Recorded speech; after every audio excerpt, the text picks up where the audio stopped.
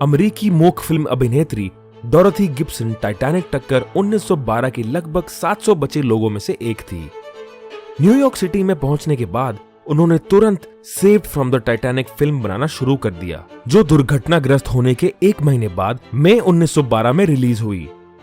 यह फिल्म अब केवल यादों में विद्यमान है। फिल्म का एकमात्र ज्ञात प्रिंट आग में नष्ट हो गया था। शताब्दियों के बावजूद टाइटैनिक की कहानी हमेशा वैज्ञानिकों के दिमाग में एक गर्म विषय रहा है, जो उन्हें आज तक व्यस्त रखता है, खासकर 20वीं सदी की भयावह समुद्री आपदा के कारण में। तो क्या अटलांटिक से न्यूयॉर्क की यात्रा करने के लिए टाइटैनिक तैयार किया गया था?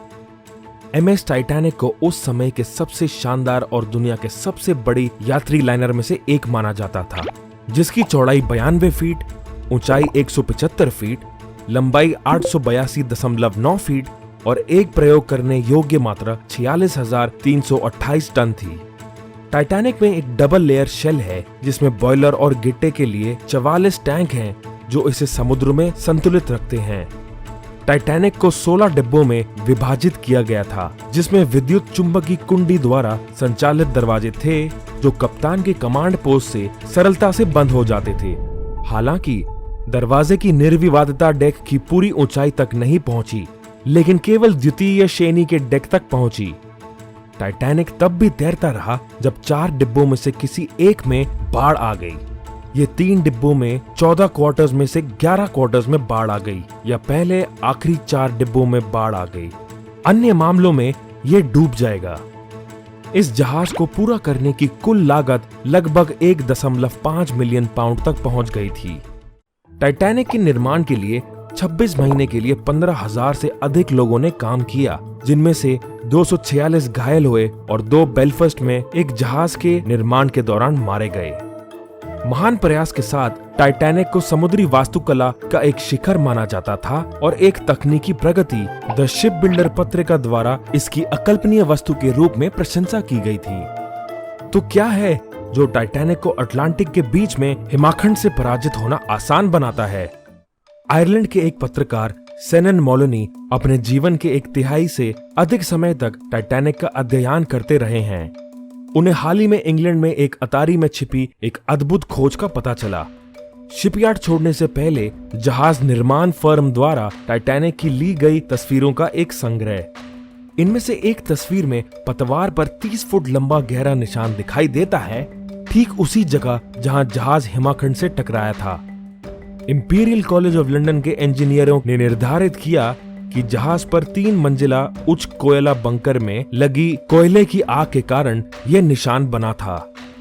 डूबने के बाद पूछताछ के दौरान चार्ल्स हेंड्रिक्सन को गवाही देने के लिए लाया गया था और टाइटैनिक के बेलफास्ट से रवाना होने से पहले ज्ञात आग के बारे में बात की गई थी।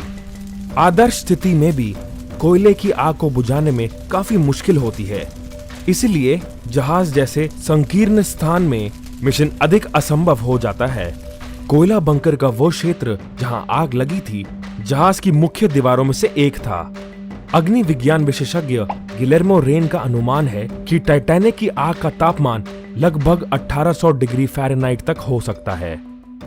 जब तक कोयले की आग पर ध्यान दिया गया, तब तक वे शायद दिनों या हफ्तों से जल रही थी।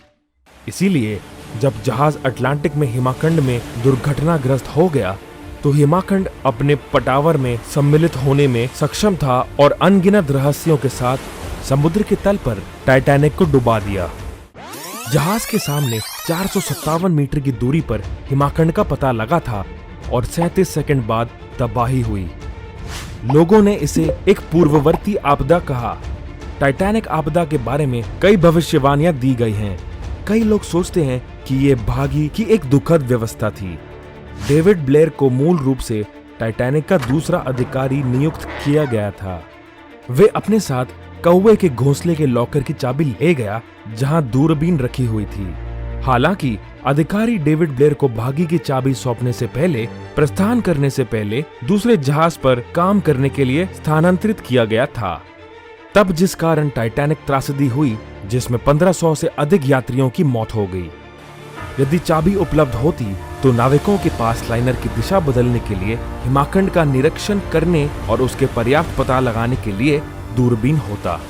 उस समय संयुक्त राज्य का सपना नामक जहाज के लिए त्रासदी के बारे में सभी चेतावनियां अनुचित मानी जाती हैं, क्योंकि सभी लोग जो जहाज पर थे उनका मानना था कि अटलांटिक से अमेरिका पार कराने का उनका सपना पृथ्वी पर अकल्पनीय मानव निर्मित चलती वस्तु टाइटैनिक पर था। क्या कारण है कि टाइटैनिक आपदा में चला गया? टाइटैनिक के बारे में क्या रहस्यमय कहानियां आपने सुनी हैं?